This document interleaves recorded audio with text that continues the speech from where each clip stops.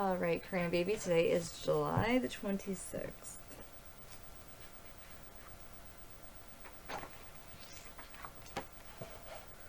Good morning. Alright, so, grrr, the fierce and growly lion. One day, Giraffe with a scarf was nibbling leaves from the top of the tum-tum tree when a lion cub came by. Grrr, growled Lion Cub as fiercely as he could. Hello, said Giraffe with a scoff. How are you? I'm a fierce and growly lion, said Little Cub. All animals are afraid of me. Well, I'm not, said Giraffe with a scoff. And he went on eating his leaves. Little Cub was disappointed, so he trotted off to find someone else to scare. He met Mr. Bear, who was looking for honey. Grrr, growled Little Cub. How do you do? Said Mr. Bear politely. I don't think we've met before. I'm a fierce and growly lion, said Little Cub. All animals are afraid of me. Afraid? Of you? Said Mr. Bear. Not I. And he went on searching for honey. There must be somebody who is afraid of me, thought Little Cub. He gave a loud growl. And just then Humpty Camel walked by. Who's that purring? He said. It's not purring. I'm roaring, said Little Cub. I'm a fierce and growly lion. All animals are afraid of me. Well, I'm not, said Humpty Camel, but I think I know an animal who might be. Follow me. So Little Cub followed Humpty Camel to a pond in the forest. Have a look in there, said Humpty Camel. With a smile, Little Cub peered into the dark pond and growled his loudest, fiercest growl. And to his surprise, there in the pond was an animal growling back at him. Oh, help, said Little Cub, seeing his reflection in the pond. Humpty Camel laughed. The only animal who is afraid of you, Little Cub, is yourself. That was so cute. Alright, so Little Cub is trying to scare everybody in the forest, right? That's a fierce and growly lion. And the only one that he was able to scare, since he's so little, is himself. Everyone else thinks that he's purring. This book was due back on the 24th. And now I need to wait till Friday to send it back because they have 3 days for Friday. Thank God. So let's continue with the Princess Carpillon. According to their humor and evidently the fairy Amazon favors us. They were still in conversation when the princess returned, dejected and suffering. The prince, who dared not follow her, but at a distance, arrived some time after, so melancholy that a glance at his features was sufficient to show what was passing in his mind. During the whole meal, these poor lovers, who were wont to be the joy of the house, did not utter a word, not even venture to raise their eyes.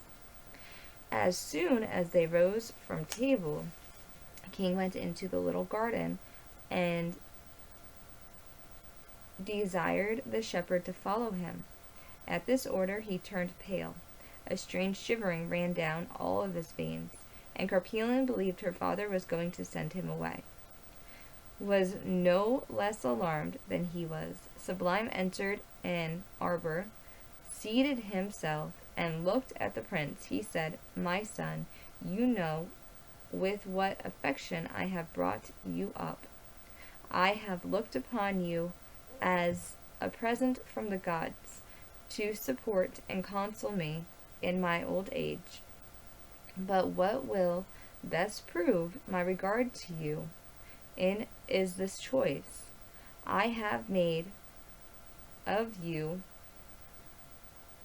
for my daughter Carpillon, she of whom you have often heard me deplore the loss. Heaven, who has restored her to me, wills that she should be your wife. I desire it also with all my heart. Will you be the only one to object to it? Ah, my father, cried the prince, throwing himself at his feet.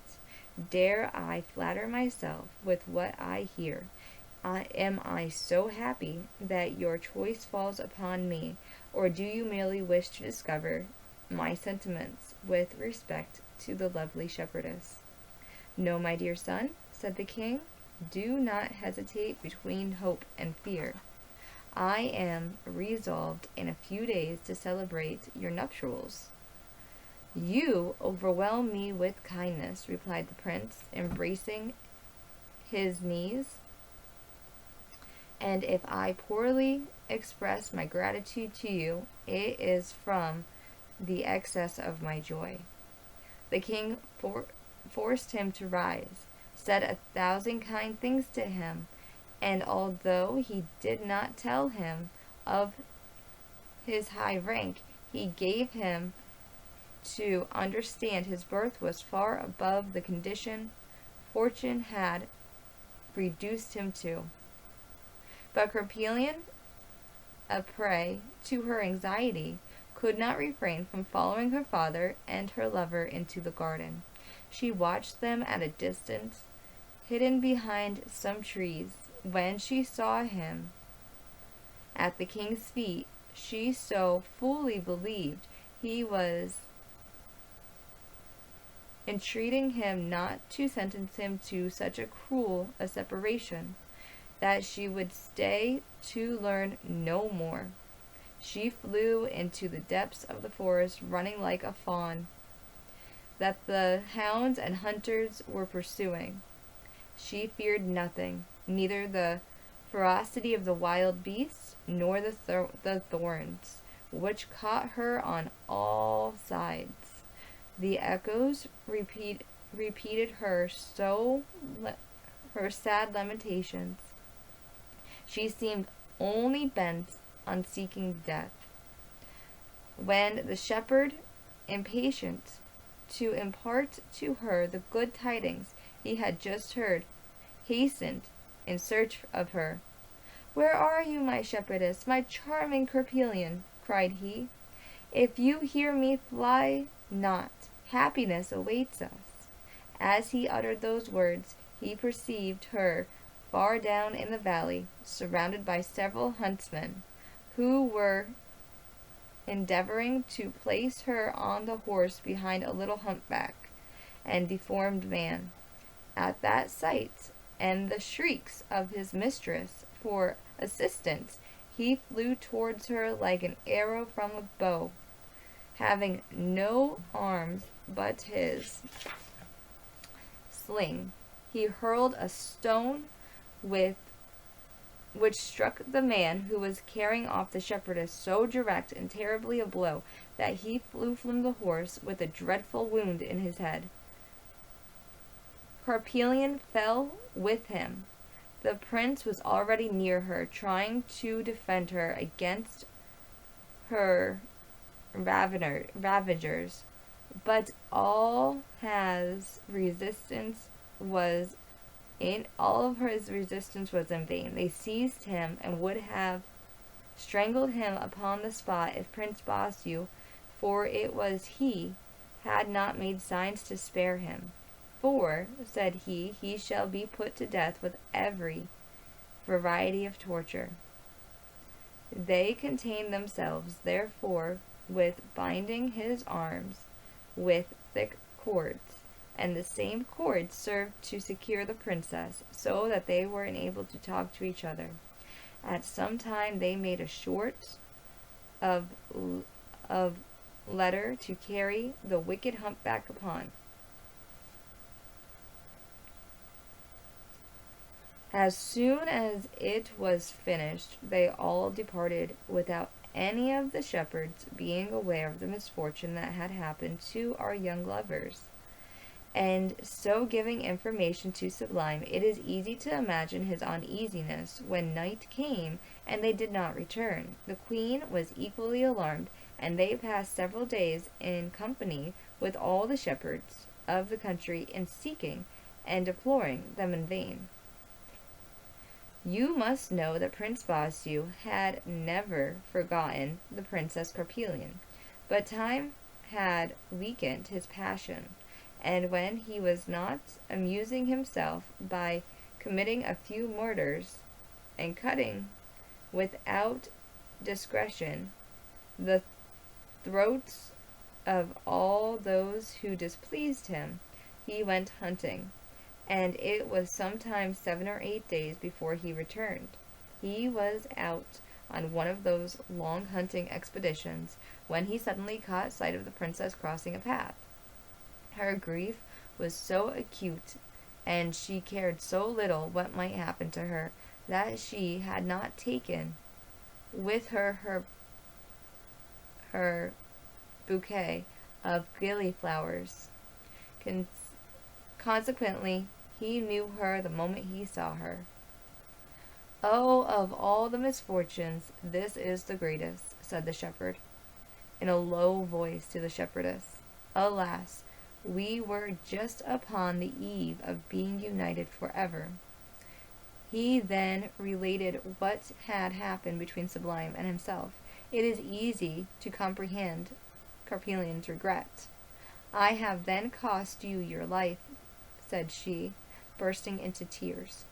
"I led you myself to death, you for whom I would shed my last drop of blood.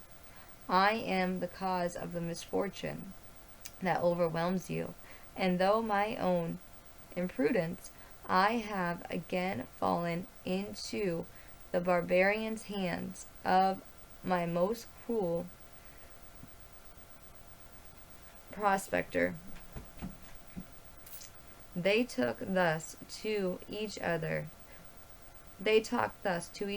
till they reached the city, where the good old king resided, the father of the horrible humpback.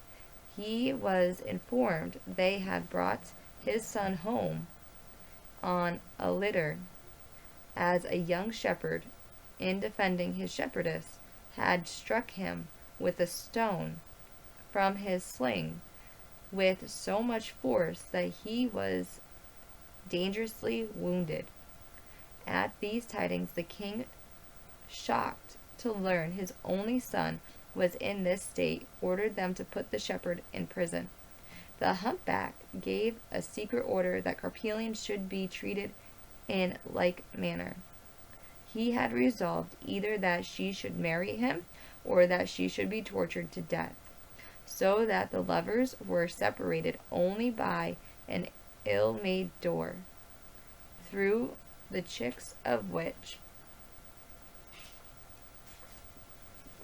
they had the sad conciliation of seeing each other while it was broad daylight, and I should back a little bit.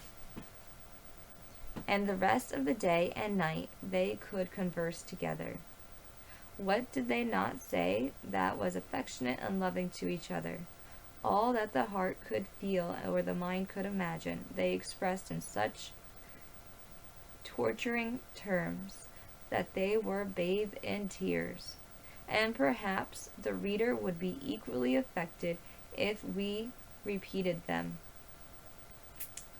The confinements of the humpback came every day to see the confidence of the humpback came every day to see the princess, and threatened her with speedy execution if she did not purchase her life by consenting with the good grace to marry him. She received these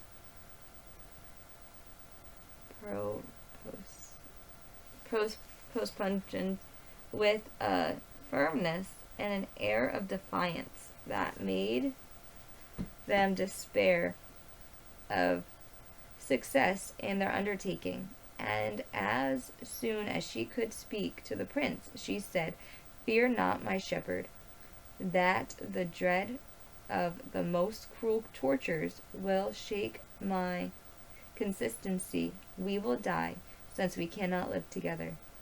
"Do you hope then to comfort me, beautiful princess?" said he. "Alas, would I not rather see you in the monster's arms than in the hands of the executioner with which he threatens you."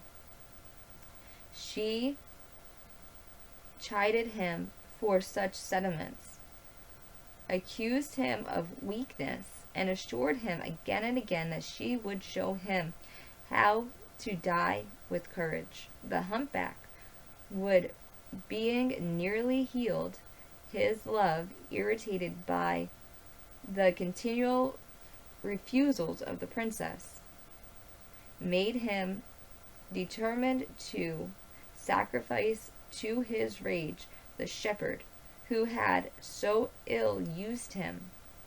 He fixed the day for his dismal tragedy, and invited the king with all his centaurs and the grands of the kingdom to come and witness it. He was there in an uncovered litter to feast his eyes upon all the horrors of the spectacle. The king, as I said before, did not know that the Princess Carpillon was a prisoner, so that when he saw her dragged to execution with her poor governess, whom the humpback had condemned also, and the young shepherd, more beautiful than the day, he commanded that they should be brought up to Terence, where he was surrounded by the whole court. He did not wait for the princess to complain of the unworthy treatment she had received, but hastened to cut the cords with which she was bound, and then, looking at the young shepherd, he felt a yearning of tenderness and pity for him. "Rash youth," said he, endeavoring to speak harshly to him, "who inspired thee with boldness enough to attack a great prince and nearly deprive him of existence." The shepherd, at the sight of this venerable old man in his royal robes, was on his part inspired with feelings to respect and confidence that he had never experienced before. "Great monarch," said he, with admirable calmness, the peril in which I saw this beautiful princess was the cause of my rashness. I did not know your son, and how should I recognize a prince in an action so violent and unworthy of his rank?" As he spoke, his voice and action became more animated. His arms was uncovered. The mark of the arrow that was on it was too visible for the king not to observe it. "Oh, heavens!" cried he, "am I deceived, or do I find in thee the dear son that I had lost?" "No, great king," said the very Amazon, appearing high in the air, and mounted upon the superb winged horse. "No, you are not deceived. Behold your son. I protected him in the eagle's nest, where his cruel brother caused him to be placed. Let that son now console you for the loss of the other." With these words she rushed upon the guilty humpback, and piercing him to the heart with her fairy lace, she did not allow him much time to contemplate the horrors of death, for he was consumed as though it had been lightning. She then approached the terrace, and presented the prince with weapons and armor. I promise them to thee, said she. Thou shalt be invulnerable with them, and the greatest warrior in the world.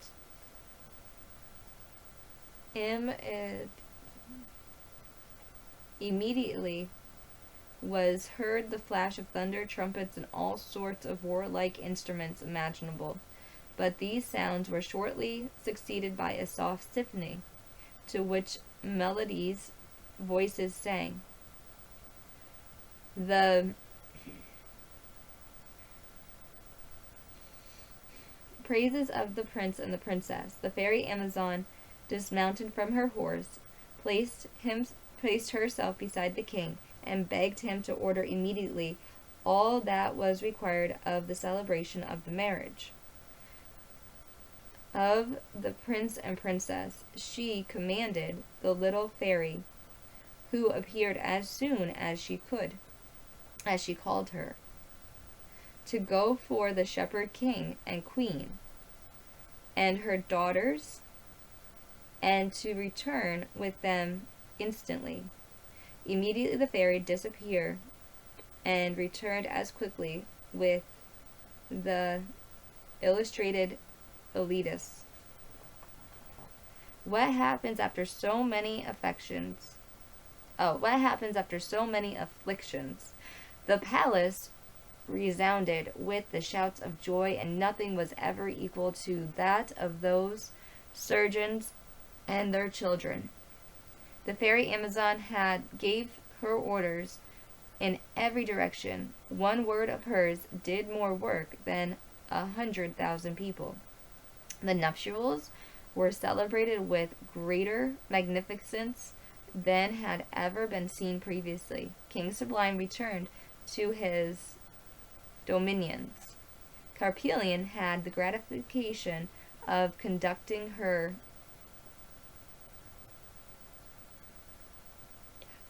thither with her husband. The old king, enchanted to have a son so worthy of his affection, became young again. At all events, he was so happy in his old age that he lived much longer in consequence. Youth is the season when the human heart be masterminds, can mounted be with ease, as to soft wicks the figures can impart, be gentle pleasure, any form thy please.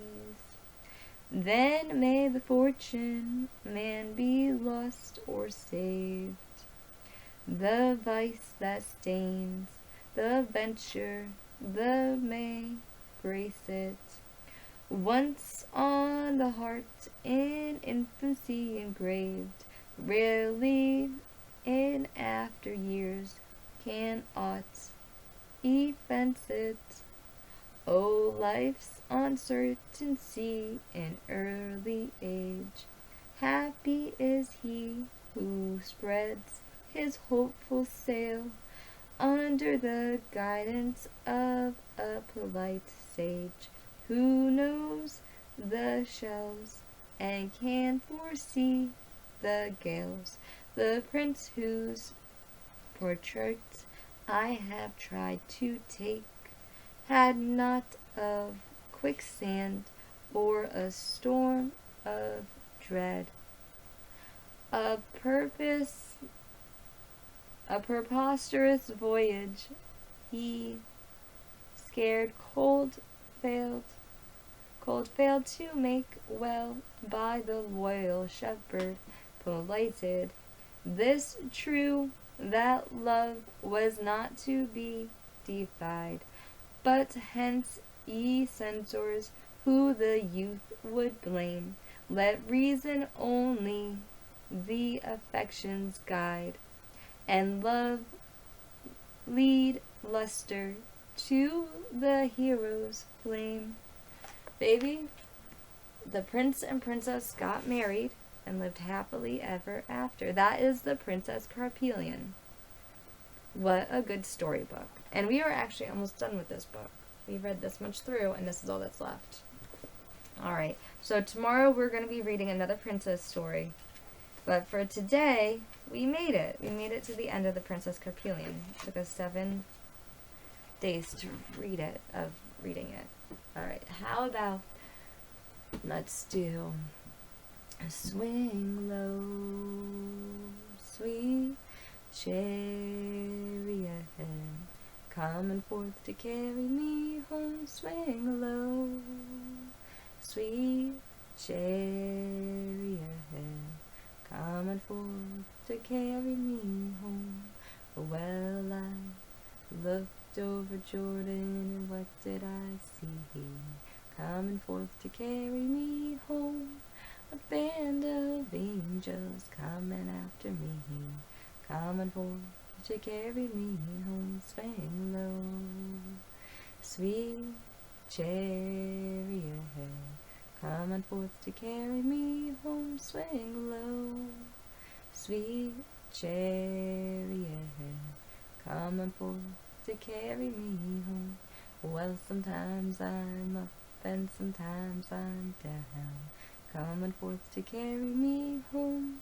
But still I feel my soul is heavenly bound, coming forth to carry me home. Swing low, sweet chariot, coming forth to carry me home. Swing low, sweet chariot, coming forth to carry me home. Now if you get there before I do, coming forth to carry me home.